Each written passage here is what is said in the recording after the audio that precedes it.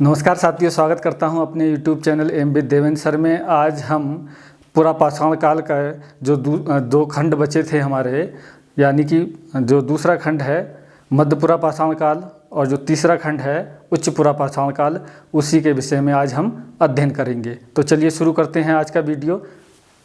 जैसा कि मैंने आपको बताया था कि पुरा पाषाण काल को 3 खंडों में बांटा गया है। पहला है निम्नपुरा पाषाण काल, दूसरा है मध्यपुरा पाषाण काल और तीसरा है उच्चपुरा पाषाण काल। तो पहले हम मध्यपुरा पाषाण काल के विषय में जानकारी प्राप्त करते हैं, उसका हम अध्ययन करते हैं। जैसा कि आप देख रहे हैं, मध्यपुरा पाषाण काल जो है इसको मिडिल पैलोलिथिक एज बोलते हैं और ये 50,000 ईसा पूर्व से लेकर 40,000 ईसा पूर्व तक इसका जो है समय अवधि है। देखेंगे कि जो मध्यपुरा पाषाण काल है तो 1960 तक इसके विषय में जानकारी नहीं मिलती है कि 1960 से पहले तक अगर देखें तो ये कहा जाता है कि निम्नपुरा पाषाण काल था और उच्चपुरा पाषाण काल है। लेकिन HD संकालिया नामक व्यक्ति ने नेवासा जो एक जगह है महाराष्ट्र में, यहाँ पर इन्होंने उत्खनन करवाया और यहाँ पर इन्होंने एक पाषाण उपकरण प्राप्त किया। और वो पाषाण उपकरण किस तरीके का था?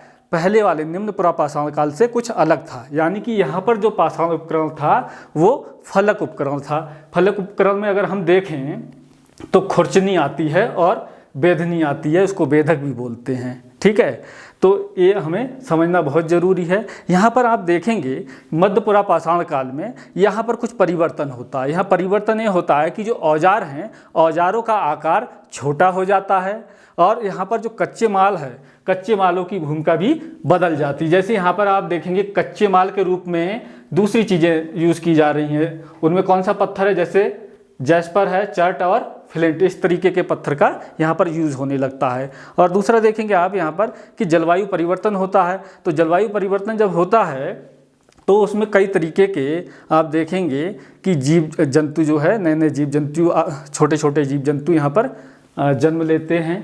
तो उनको किस तरीके से उनका शिकार करना है तो उसको अलग तरीके के औजारों की आवश्यकता होती है। ठीक है, इसको समझना बहुत ही ज़रूरी है। अब देखेंगे कि मध्यपुरा पाषाण काल को कहते क्या है, इसके अन्य नाम क्या हैं। तो इसको बोलते हैं फलक संस्कृति और ये नाम दिया है HD संकालिया महोदय ने, फलक संस्कृति। फलक संस्कृति बेसिकली होता क्या है? जैसे कि आपने निम्नपुरा पाषाण काल में देखा कि वहाँ पर क्रोण उपकरण से, क्रोण उपकरण मतलब एक पत्थर है उसको काट छाट के पैना बना दिया, उसको है ना, उसको क्रोण उपकरण कहा गया। लेकिन यहाँ पर क्या होगा कि एक पत्थर से उसकी कई परतें निकाल कर फलक उपकरण बनाए जाएंगे। ठीक है, और इसकी जो धार है बहुत ज़्यादा होगी, लेकिन इनका आकार क्या है? बहुत ही सीमित होगा, छोटा आकार होगा। देखेंगे तो इस संस्कृति को, यानी कि मध्यपुरा पाषाण काल के एक अन्य नाम भी है, इसको बोलते हैं खुरचनी बेधक संस्कृति, यानी कि स्क्रैपर और पॉइंट्स कल्चर भी बोलते हैं। फिर देखेंगे इसी तरीके के जो उपकरण हैं पश्चिमी यूरोप में भी मिले हैं, फलक संस्कृति के उपकरण। तो वहाँ पर इसको क्या कहा गया? मोस्तारी संस्कृति। तो इसका एक अन्य नाम क्या है? मोस्तारी संस्कृति भी है। अब देखेंगे मध्यपुरा पाषाण काल की जो कुछ विशेषताएं हैं उसके बारे में हम अध्ययन करेंगे। तो पहला है इसकी विशेषता, ये पूछा जाता है क्वेश्चन कि इसमें फलक जो उपकरण हैं उसकी प्रधानता बनी रहती है इस कालखंड में। फिर देखेंगे कच्चे माल के रूप में किसका यूज हो रहा है, कौन से पत्थर का यूज हो रहा है। तो देखेंगे जैस्पर, चर्ट और फ्लिंट, इस तरीके के पत्थर का उपयोग यहाँ पर होता है। और प्रमुख उपकरण कौन से हैं ये पूछा जाता है क्वेश्चन। खुरचनी है और दूसरा उपकरण है बेधक, जिसको बेदनी भी बोलते हैं, पॉइंट्स जिसे कहते हैं इंग्लिश में। अगला आप देखेंगे जो फलक उपकरण हैं वो किस तकनीक से बनाए जा रहे हैं। तो वो बनाए जा रहे थे लेवा लेप तकनीक। ये तकनीक दरअसल में फ्रांस में अपनाई गई थी। फ्रांस में एक जगह है पेरिस, और पेरिस के पास में ही एक स्थल है लेवा लेप।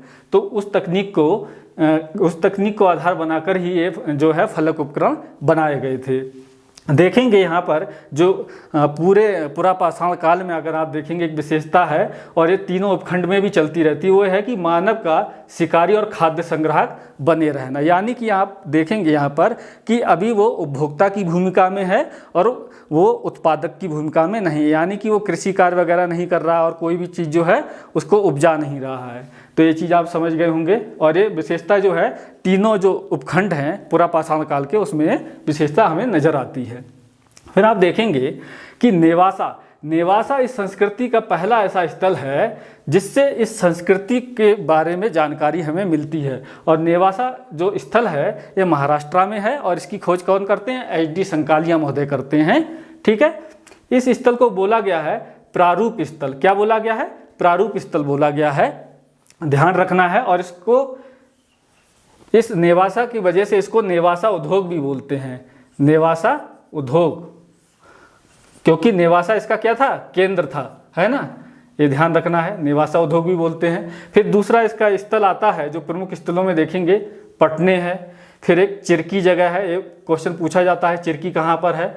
यहाँ पर क्या मिला है? निवास के साक्ष्य मिले हैं, मानव के निवास के साक्ष्य मिले हैं। ये तीनों जगह जो है महाराष्ट्र में है। ठीक है, अगला हम चलते हैं बेलन घाटी जो इलाहाबाद के पास में है, उत्तर प्रदेश में, एक इसका प्रमुख स्थल है। फिर है सिंगरौली बेसिन, ये मिर्ज़ापुर के पास में है, तो एक प्रमुख स्थल है।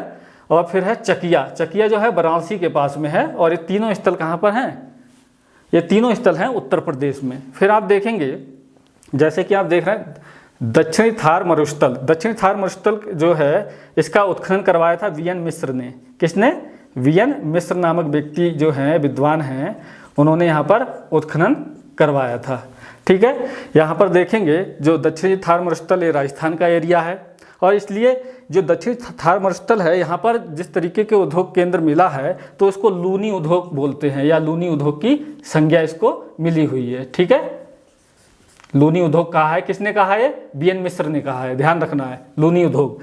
यहाँ पर देखेंगे राजस्थान में अन्य कुछ स्थल हैं, इसमें है बूढ़ा पुष्कर झील, जैसलमेर, डीडवाना, फिर है बीरधानी झील और हाकरा झील। ये इतने स्थल जो हैं ये राजस्थान में हैं। फिर आप देखेंगे भीमबेटका, भीमबेटका जैसा कि मैंने आपको पहले बताया है पहले वीडियो में, ये रायसेन जिला है मध्य प्रदेश का, वहाँ पर एक गुफा है भीमबेटका। तो ये स्थल पूरे पुरापाषाण काल में हमें नज़र आता है, जो तीनों उसके उपखंड पुरापाषाण काल के हैं उसमें तीनों में ये भीमबेटका नज़र आता है, वहाँ पर इसके साक्ष्य मिलते हैं। फिर है सोन घाटी, ये दो स्थल जो हैं मध्य प्रदेश में हैं। फिर आप देखेंगे हिरण घाटी और ओरसंग घाटी, ये गुजरात में दो स्थल हैं जो मध्य पुरापाषाण काल से संबंधित है। फिर आप देखेंगे कि पोतवार पठार, ये पाकिस्तान में है। ये चीज़ आप समझ गए होंगे। यहाँ पर ये ध्यान रखना है, जो कच्चे माल के रूप में जिन पत्थरों का उपयोग हो रहा था वो अधिकतर जो पत्थर हैं या तो राजस्थान में मिल रहे थे या फिर प्रायद्वीप भारत में मिल रहे थे। इसलिए आप देखेंगे कि उत्तर जो पश्चिम भारत है वहाँ पर इस तरीके के स्थल कम मिले हैं, समझ रहे हैं। सिर्फ एक पोतवार पठार का नाम आता है और बाकी स्थल आप देखेंगे तो प्रायद्वीप जो क्षेत्र उसके आसपास हैं या फिर राजस्थान में हैं। तो यहाँ पे समझ गए होंगे मध्य पुरापाषाण काल। इसमें ध्यान रखना है कि इसको क्या कहते हैं, फलक संस्कृति, ये क्वेश्चन आया हुआ है। इसके कौन से प्रमुख जो हैं अगर देखेंगे उपकरण है वो ध्यान रखना है, और फिर इसके कच्चे माल के रूप में किस तरीके के पत्थरों का उपयोग हो रहा था उसको याद रखना है। ठीक है, ये चीज़ बहुत ही ज़रूरी है, बहुत ही ज़रूरी समझना है इसको, और नेवासा स्थल को भी आपको याद रखना है। चलिए फिर अगला चलते हैं। अगला जो उपखंड है पुरापाषाण काल का उसके बारे में हम चर्चा करते हैं। तो अगला जो उपखंड है पुरापाषाण काल का वो है उच्च पुरापाषाण काल। इसको कहते हैं अपर पैलोलिथिक एज। अपर पैलोलिथिक एज, इसका जो समय अवधि है 40,000 ईसा पूर्व से 10,000 ईसा पूर्व। देखेंगे इसमें क्या कुछ अलग विशेषताएं हैं। तो यहाँ पर देखेंगे, इसका पहले देख लेते हैं कि इसका अन्य नाम किस नामों से पुकारी जाती है। तो इसको वो देखते हैं यहाँ पर ब्लेड ब्यूरिन संस्कृति। एक्चुअली ब्लेड ब्यूरिन संस्कृति इसलिए कहते हैं क्योंकि यहाँ पर ये दो जो उपकरण हैं ब्लेड और ब्यूरिन, जिसको ब्यूरिन को तक्षणी भी बोलते हैं, तो ये दो उपकरण हैं, इनकी प्रधानता रहती है, इसलिए इसको ब्लेड ब्यूरिन संस्कृति भी कहते हैं। और इस कालखंड में देखेंगे आप, इसका एक अन्य नाम भी है ब्लेड प्रधान उच्च पुरापाषाण काल। ठीक है, यहाँ आप समझ गए होंगे। फिर हम देखते हैं कि इसके मुख्य उपकरण कौन से हैं इस संस्कृति के। ठीक है, तो है ब्लेड और ब्यूरिन। ब्लेड है क्या? ब्लेड क्या है? पत्थर से जो फलक है उससे ही बनाया गया एक उपकरण है। और इसमें क्या होता है, जैसे आप ब्लेड देखते हैं वर्तमान रूप में जिस तरीके के ब्लेड मिलते हैं उस तरीके के ब्लेड नहीं है, बल्कि किससे बनाए गए? पत्थर से बनाए गए हैं, जिनकी जो चौड़ाई है वो लंबाई की आधी होती है, या ऐसे भी कह सकते हैं कि लंबाई जो है दुगनी होती है चौड़ाई से। ठीक है, ध्यान रखना है। फिर अगला देखते हैं कच्चे माल के रूप में किसका प्रयोग हो रहा है। यहाँ पर भी आप देखेंगे चार्ट है, जैस्पर पत्थर है और फ्लिंट है ना, ये इसका उपयोग हो रहा है। और यहाँ पर एक चीज़ और नज़र आती है हमें कि पत्थर के उपकरण तो हमें मिलते ही मिलते हैं, यहाँ पर हड्डी जो है उसके भी उपकरण बनना शुरू हो जाते हैं। हड्डी निर्मित उपकरण की भी भूमिका यहाँ पर दिखती है हमें। तो एक अलग तरीके की ये बात है, यहाँ पर कुछ नए तरीके की तकनीकी यहाँ पर आती है। तो हड्डी निर्मित उपकरण का प्रचलन हो जाता है। जैसे आप देखेंगे मत्स्य माला, जिसको हार्पून बोला गया है, वो मिलती है और सुइयाँ मिलती हैं। ठीक है, तो ये समझ में आ रहा होगा आपके। फिर देखेंगे इसी कालखंड में जो आधुनिक मानव जिसको हम बोलते हैं होमो सैपियंस है ना, उसका उदय होता है उच्च पुरापाषाण काल में। ये ध्यान रखना है, यहाँ से क्वेश्चन बनता है। फिर देखेंगे एक अगली इसकी विशेषता है, नए जो है चकमक उद्योग की स्थापना होती है इस कालखंड में। और एक चीज़ और यहाँ पर नज़र आती है, जो ब्यूरिन है, ब्यूरिन दरअसल में क्या है, उसको एक जो पॉइंट है ना, ब्यूरिन जो है जिसको हम तक्षणी बोल रहे हैं, उससे क्या है नक्काशी करने में, पत्थर पर नक्काशी करने में आसानी होती है। तो यहाँ पर देखेंगे कि यहाँ पर नक्काशी और चित्रकारी दोनों तरीके की कला का विकास यहाँ पर होता है इस कालखंड में, ध्यान रखना है। फिर आप देखेंगे यहाँ के जो उच्च पुरापाषाण काल के जो कुछ प्रमुख स्थल हैं उनके बारे में हम चर्चा करते हैं। यहाँ से क्वेश्चन पूछा जाता है कि उच्च पुरापाषाण काल से संबंधित कौन से स्थल हैं, या उन स्थलों में कुछ इस तरीके की कुछ साक्ष्य मिले हैं, तो वहाँ से क्वेश्चन वो पूछता है। तो देखते हैं लोहदा नाला। लोहदा नाला ये यूपी का एक स्थल है। यहाँ पर क्या है, ये बेलन घाटी में स्थित है और यहाँ पर हड्डी निर्मित मातृ देवी की मूर्ति मिली है, प्रतिमा मिली है। ये क्वेश्चन आता है, इसको ध्यान रखना है। फिर देखेंगे आप चौपानी माटो है एक जगह उत्तर प्रदेश में, तो वहाँ से क्या मिलता है, पशु हड्डी के जीवाश्म मिलते हैं। और ये दो स्थल बहुत ही महत्वपूर्ण हैं, उच्च पुरापाषाण काल से संबंधित हैं और ये बहुत ही महत्वपूर्ण हैं। फिर आप देखेंगे पटने एक जगह है महाराष्ट्र में, यहाँ पर क्या मिलता है, शुतुरमुर्ग के अंडे के छिलके पर मानव निर्मित यानी कि मानव के द्वारा बनाया गया एक क्या है, चित्रांकन मिलता है, एक चित्र मिलता है। ठीक है, शुतुरमुर्ग के अंडे पर बना हुआ है। तो ये महाराष्ट्र में मिला है, स्थल पटने महाराष्ट्र में है। फिर देखेंगे आप रेणुगुंटा। रेणुगुंटा जो है आंध्र प्रदेश का एक स्थल है। यहाँ पर देखेंगे कि फलक और तक्षणी जो कहेंगे कि ब्लेड और ब्यूरिन का क्या है, विशाल संग्रह यहाँ पर मिला है रेणुगुंटा में। फिर आप देखेंगे बिलासुर ग्राम। बिलासुर ग्राम जो है करनूल जगह है आंध्र प्रदेश में, वहाँ पर है। और देखेंगे यहाँ पर क्या मिला है, प्राचीनतम चूल्हे के अवशेष मिले हैं। प्राचीनतम चूल्हे के अवशेष मिले हैं। ये क्वेश्चन नेट में आ चुका है, इसको ध्यान रखना है आपको। और ये दोनों ही स्थल कहाँ पर हैं, आंध्र प्रदेश में हैं। फिर आप देखेंगे बाघौर एक अन्य प्रमुख स्थल है, और भीमबेटका, जैसा कि मैंने बताया भीमबेटका जो है तीनों चरणों में का जो है प्रतिनिधित्व करता है। तो ये दोनों स्थल कहाँ पर हैं, मध्य प्रदेश में है। फिर आप देखेंगे एक और स्थल आता है जो गुजरात में है, बिस्दी। फिर अगला देखेंगे आप कि राजस्थान में स्थल है बूढ़ा पुष्कर झील है, रावत भाटा है।